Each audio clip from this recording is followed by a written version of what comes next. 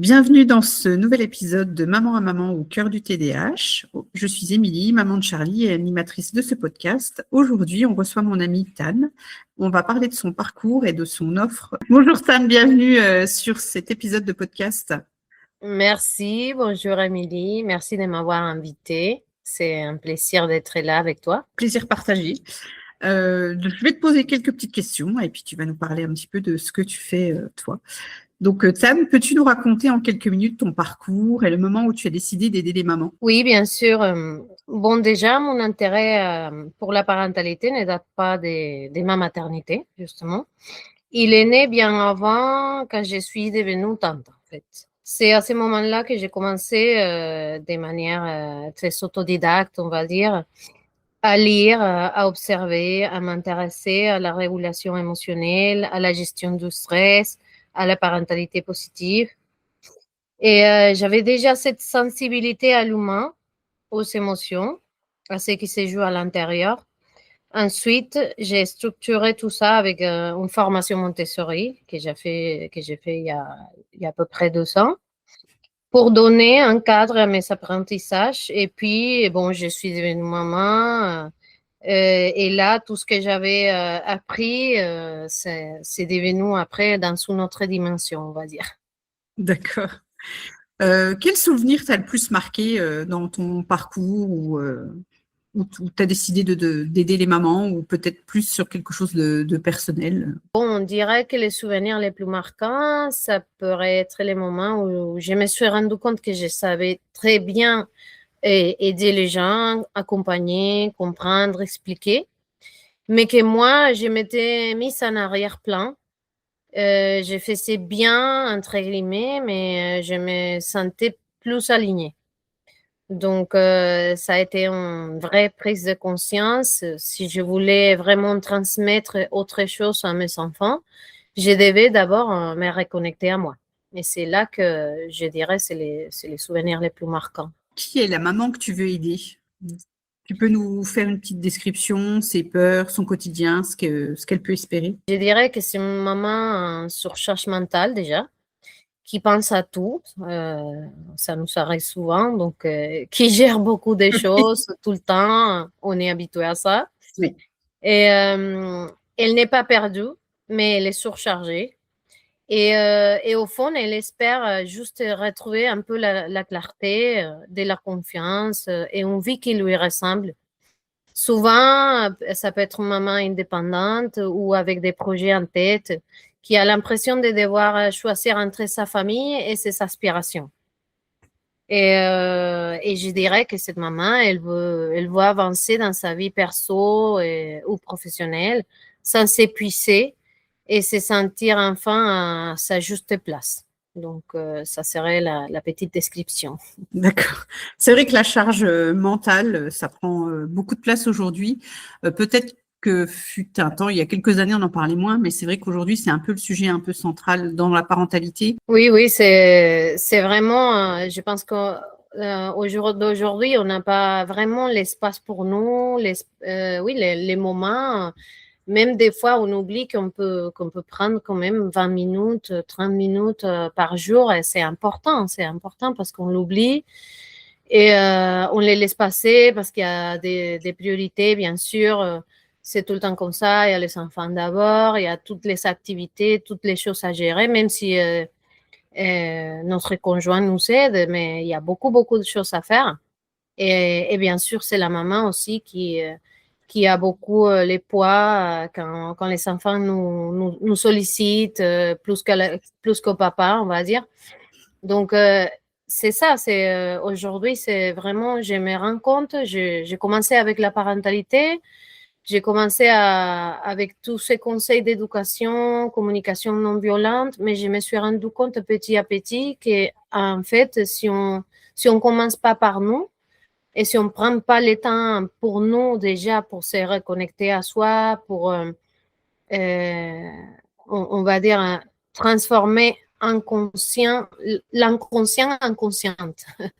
Donc, si on fait pas ce travail-là, on n'arrive pas, même si on connaît tous les conseils, on sait qu'on est dans une démarche de parentalité positive et qu'on a beaucoup de connaissances sur les sujets. Mais si on ne fait pas cet espace pour nous, ce travail pour nous, on ne va pas gérer nos émotions, on ne va pas gérer notre stress et ça ne va pas donner des résultats, même si on veut continuer dans ces outils, dans ces techniques de bienveillance, d'éducation positive. Oui. Quel est le cœur du problème que tu veux résoudre pour les mamans? Ce n'est pas seulement l'organisation ou le manque de temps de la maman.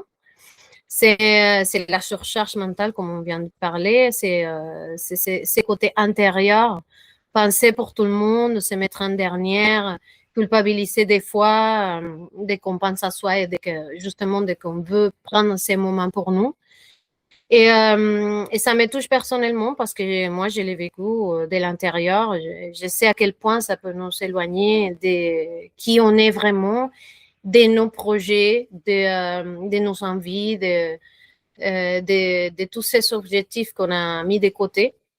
Donc, c'est vraiment ça, d'accompagner vraiment les mamans dans ces processus et dans cette recherche de cet espace pour après accomplir ces objectifs. Oui, c'est vrai que les mamans d'aujourd'hui, elles travaillent à temps plein, elles s'occupent de la maison, elles amènent les enfants aux activités, elles doivent trouver un créneau pour faire le sport, elles doivent être là pour leur mari. Enfin, c'est vrai que ça fait beaucoup de choses et c'est vrai que je pense que, et moi la première, hein, on culpabilise de ne pas réussir à faire tout ça dans une journée ou dans une semaine et qu'on n'est pas optimum et que du coup on est fatigué et qu'on manque peut-être d'organisation. Et des fois, on a quand même des techniques d'organisation, mais à la fin, on est fatigué, même si on s'organise, même si on fait.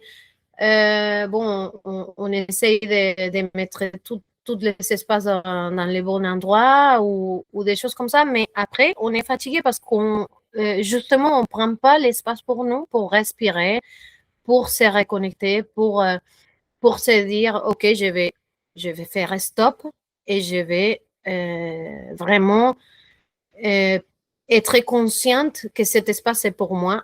Et comme ça te donne en fait que des bienfaits pour après gérer toutes les autres situations. Quelle promesse réaliste tu veux porter aujourd'hui? Et ma promesse réaliste, ce n'est pas du tout changer la personne ou de mettre la maman à faire plus parce que justement, on vient de dire tout ce qu'on fait déjà. Mais c'est plutôt aider une maman à retrouver du calme intérieur, à se recentrer et à créer justement ces espaces qu'on vient de nommer pour elles, même s'ils sont petits, parce qu'on sait on a beaucoup de choses à gérer. Et on a tous les créneaux sont déjà occupés. Même mais c'est pour ça que je dis, même 20 minutes, 30 minutes, les temps qu'on a, on a toujours un temps. On peut laisser les enfants avec quelqu'un, avec même notre conjoint ou les faire dans les moments qu'ils sont dans des activités. Mais c'est vraiment à se recentrer dans ces espaces. Et bon, si je les dirais plus concrètement, ça serait pouvoir justement se poser des 10 à 30 minutes par jour sans culpabiliser, sentir qu'on reprend doucement les rênes de sa vie. Du coup, ça peut se matérialiser comment, ce petit temps pour la maman? Ça peut être une tasse de thé, ça peut être, je sais pas, lire quelques livres d'un livre. Enfin, comment ça peut... Oui. Bon, ça peut être, oui, faire des choses qu'on aime bien faire déjà. Par exemple, moi, j'aime bien faire du yoga et avec tout ce que j'ai à faire, des fois, je l'oublie. Il y a des semaines que je ne le fais pas et je sens les changements. Je sens les changements quand je fais pas, je prends pas ces 10 ou 20 minutes pour moi. Mais surtout, il y a derrière moi, mon accompagnement, ça serait vraiment d'essayer de se reconnecter à soi. Donc, ça doit être quand même un espace calme. Oui, bien sûr qu'on peut prendre un tasse de thé, regarder des choses qu'on veut regarder, qu'on n'a jamais le temps, ou lire un livre, mais aussi de prendre son temps de se poser et de respirer. Moi, j'accompagne avec justement des respirations, des visualisations aussi.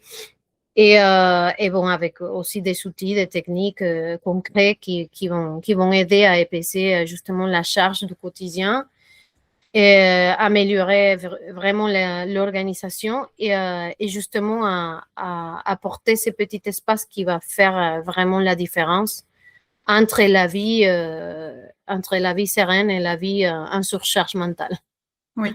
Donc, ce qu'on pourrait conseiller là, enfin, techniquement aux mamans, c'est de se dire, il faut caler ce temps-là dans l'agenda, limite à se mettre un rappel pour le Exactement, oui. faire, en fait, c'est ça? Oui, tout à fait. Je conseille toujours aux mamans, même si c'est les matins, quand on se réveille, même si c'est le soir, parce que ça dépend de la personne aussi. Il y a des personnes qui préfèrent avant de dormir, et il y a d'autres que non, le temps du soir, c'est juste pour rien faire. Ça, c'est valide aussi. Mais c'est important vraiment de prendre ce temps et justement de les mettre sur l'agenda si besoin, parce que sinon les journées passent, le temps passe trop vite et on se laisse porter. Et quand on se laisse porter, justement, il y a toutes ces charges là qui apparaissent et qui s'installent et que ça, avec les jours, ça devient plus difficile à chaque fois de les gérer. Hmm.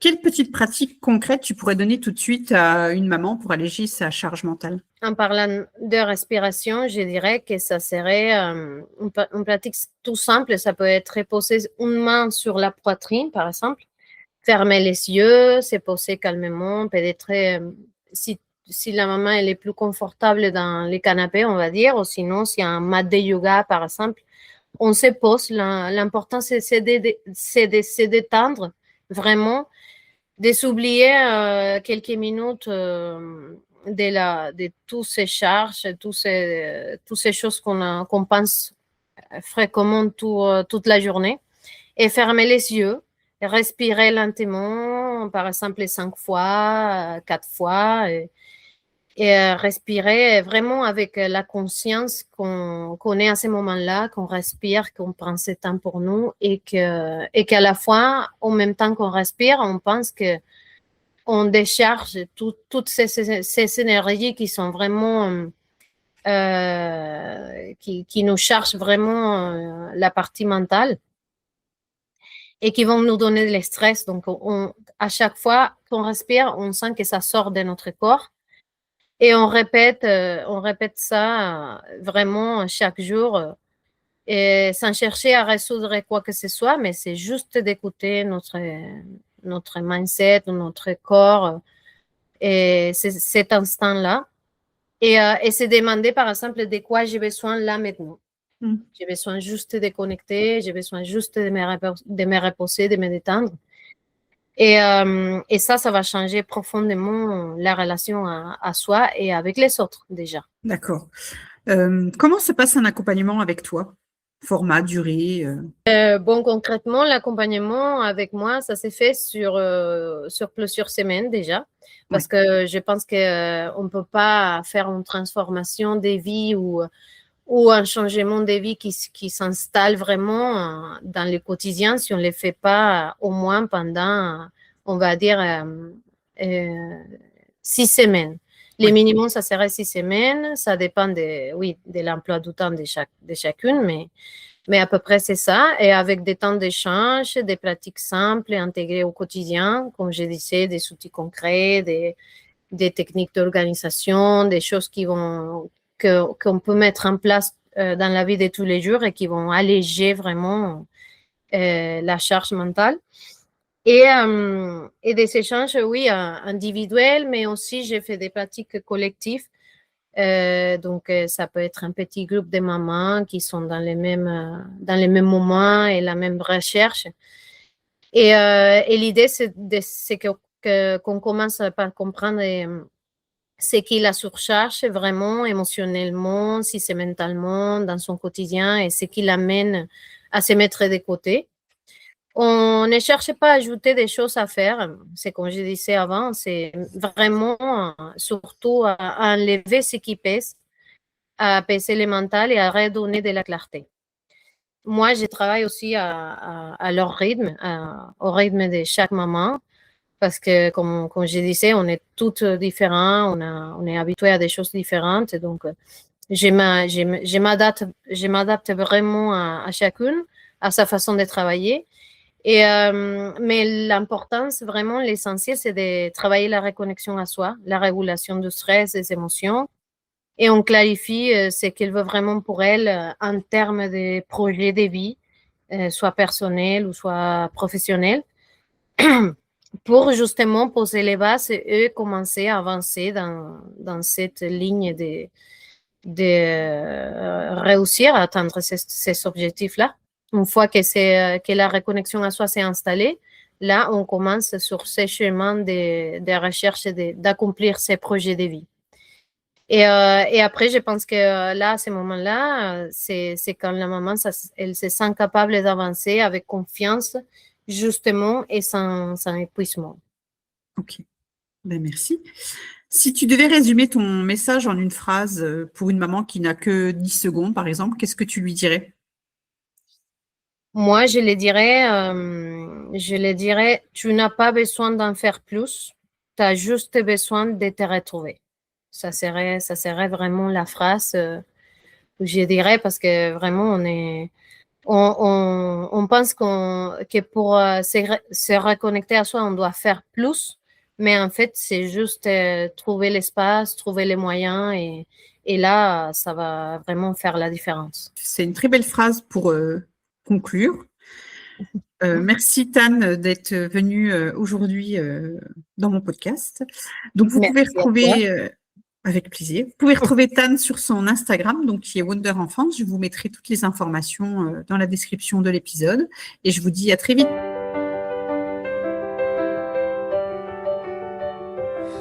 Maman, maman au cœur du TDAH, du cœur